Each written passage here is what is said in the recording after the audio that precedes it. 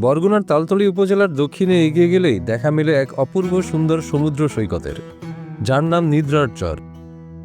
যেখানে স্নিগ্ধ ম্যানগ্রোভ বনের সাথে সমুদ্রের উন্মত্ততা মিলেমিশে একাকার হয়ে সৃষ্টি করেছে এক পরাবাস্তব সৌন্দর্য। প্রতিদিন প্রকৃতিপ্রেমী ও ভ্রমণ পিপাসুরা এই দৃশ্য দেখতে দূর দূরান্ত থেকে ছুটে আসেন।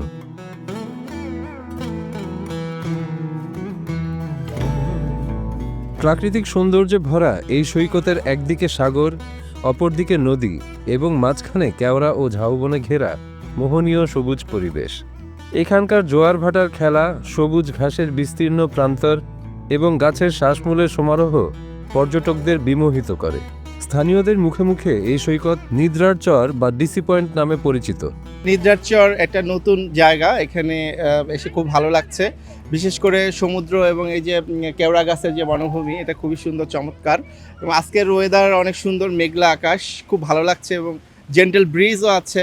একটা খুব সুন্দর অ্যাম্বিয়েন্স পরিবেশ আছে এখানে, আমার খুব ভালো লাগছে। প্রাকৃতিক দৃশ্যটা অসাধারণ, যেটা ভাষায় প্রকাশ করার মতো না। এবং এইটা কিন্তু আগে এতটা পরিচিতি ছিল না। এই পরিচিতিটা হয়তো এই ৩-৪ বছরের মধ্যে হয়েছে। আমি এর আগে আপনার 3-4 বছর আগেও একবার এসেছি, গত বছর এসেছি, এবছর ফেব্রুয়ারি মাসেও এখানে এসেছি। তো তখন এতটা হাইলাইটেড ছিল না। এই সৈকতের এক পাশে বঙ্গোপসাগরের নীলচে জলরাশি, অন্য পাশে নদীর প্রশান্ত প্রবাহ, যার মাঝখান দিয়ে বিস্তীর্ণ কেওড়া ও ঝাউবনের সবুজ শোভা যেন স্বর্গভূমি। বর্তমানে তালতলীর এই ডিসি পয়েন্ট এবং নিদ্রার চর এটা খুবই সুন্দর একটি জায়গা এবং আমরা ইতিমধ্যে যেটা দেখেছি এটা দেশে বিদেশের পর্যটকদের দৃষ্টি আকর্ষণ করেছে এবং প্রতিদিন এখানে শত শত পর্যটক আসে। প্রায় 2 কিলোমিটার দীর্ঘ এই সৈকতটির আয়তন প্রায় 5 থেকে 7 বর্গ কিলোমিটার।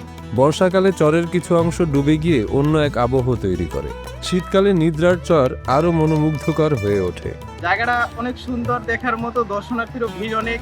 আমাদের ডিসি পয়েন্টটা আসলে অনেক সুন্দর, কেউ না আসলে বুঝতে পারবে না যে জায়গাটা এত সুন্দর। যোগাযোগ ব্যবস্থা খারাপ হওয়ার কারণে এই দ্বীপে পৌঁছাতে পর্যটকদের বেশ ভোগান্তি পোহাতে হয়। নিদ্রার চরে যাওয়ার রাস্তা এখনো কাদামাটিতে ভরা। সেখানে গিয়ে রাতে থাকার জন্য কোনো নির্ভরযোগ্য আবাসিক ব্যবস্থা নেই। স্পটটা খুবই সুন্দর, যতটা কষ্ট করে এসেছি বাট দেখে মনটা ভালো হয়ে গেছে। আমাদের এত পরিমাণ গেস্ট আমাদের তালতলীতে আসে, আমরা তাদেরকে যেভাবে আমাদেরকে আসলে আপ্যায়ন করা দরকার, যেভাবে তাদের নিরাপত্তা দেওয়া দরকার, আমাদের যে যোগাযোগ ব্যবস্থার যে আসলে উন্নত যোগাযোগ ব্যবস্থা, হোটেল দরকার, রাস্তাঘাট দরকার।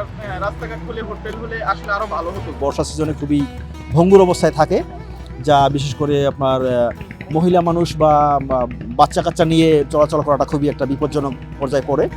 তো এই বিষয়ে প্রশাসনের দৃষ্টি আকর্ষণ করব, তারা যেন রাস্তাটা চিরেই একটা সুন্দরভাবে রাস্তাটা তৈরি করেন। নিদ্রার চরে স্থায়ী অবকাঠামো দরকার।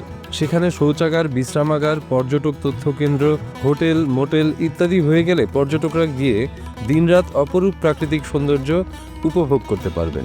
এখানে আল্লাহর রহমতে সেফটি মনে হচ্ছে, কিন্তু শুধু একটু ওয়াশরুম, তারপরে ড্রেস চেঞ্জিংয়ের এই অপশনগুলো যদি মেয়েদের জন্য থাকতো তাহলে আরও ভালো লাগতো আর কি। সরকারিভাবে যদি কোনো আবাসিক থাকার ব্যবস্থা করা যায়, কারণ দেখা যায় ঢাকা, বরিশাল থেকে অনেক দূর দূরান্ত থেকে পর্যটকরা এখানে আসে, কিন্তু সকালবেলা এসে রাতে এখান থেকে ফিরে যাওয়া সম্ভব হয় না।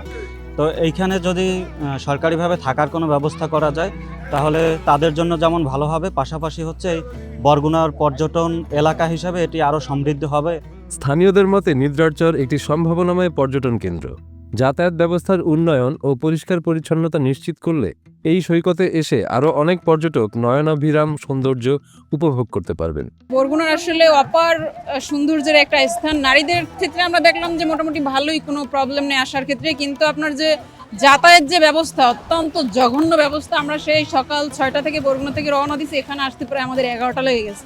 আমি বর্তমান উপদেষ্টা মণ্ডলীকে বলতে চাই, আমরা যাতে করে অতি দ্রুতই আমাদের এই দক্ষিণের তথা তালতলীর একটি সুন্দরময় একটি পর্যটক এরিয়া, এই এরিয়াটাকে যাতে করে তাদের নিজস্ব অন্তত বরাদ্দর ক্ষেত্রেও যদি হয়ে থাকে, তো অবশ্য আমাদের এখানে যাতে করে আমাদের এই পর্যটকদের সুবিধার ক্ষেত্রে এই বরাদ্দগুলো দেওয়া হয়। বিভিন্ন ধরনের নোংরা আবর্জনা এখানে চারপাশে পর্যাপ্ত পরিমাণ আছে, যেটা আসলে পরিবেশের সাথে বেমানান। এবং আমরা তো লোকাল পর্যটক, দেশীয় পর্যটক, কিন্তু কখনো কখনো অদূর ভবিষ্যতে এখানে বিদেশি পর্যটকও আসবে। তারা যদি এখানকার এইভাবে অপরিষ্কার অপরিচ্ছন্ন পরিবেশটা দেখে, সেখানে অবশ্যই তারা আমাদের সম্পর্কে একটা খারাপ ধারণা পোষণ করবে। নিদ্রার চরের সুপ্ত সৌন্দর্যের কথা দেশি ও বিদেশি মানুষের কাছে জানানোর পাশাপাশি পর্যটকদের নিরাপত্তা ও অবকাঠামোগত উন্নয়নে বরগুনা জেলা ও উপজেলা প্রশাসন কাজ করে যাচ্ছে। এছাড়াও স্থানীয় দায়িত্বশীল বাসিন্দারা পর্যটকদের সব ধরনের সহযোগিতার জন্য প্রস্তুত আছেন। যোগাযোগ ব্যবস্থাটা যদি নিশ্চিত করতে পারি আর ওইখানে যদি কিছু অবকাঠামোগত বিষয় সুবিধা যদি আমরা স্থাপন করতে পারি, তাহলে আমার মনে হয় এখানকে পর্যটকের যে সম্ভাবনা সেটা আরও বেশি বাড়বে। আমরা নিদ্রা ডিসি পয়েন্টে ওয়াশরুম এবং কাপড় চোপড় চেঞ্জ করার জন্য একটি চেঞ্জিং রুম সহ স্থাপন করার উদ্যোগ নিয়েছি, যেটা আগামী কিছুদিনের মধ্যেই বাস্তবায়ন হয়ে যাবে। একই সাথে আমরা যাতে পর্যটকরা এখানে নির্বিঘ্নে স্থান পর্যন্ত পৌঁছাতে পারে সেই জন্য রাস্তা নির্মাণের জন্য বরাদ্দ চেয়েছি। বরাদ্দ পেলেই আমরা রাস্তাটি নির্মাণ করে দেব।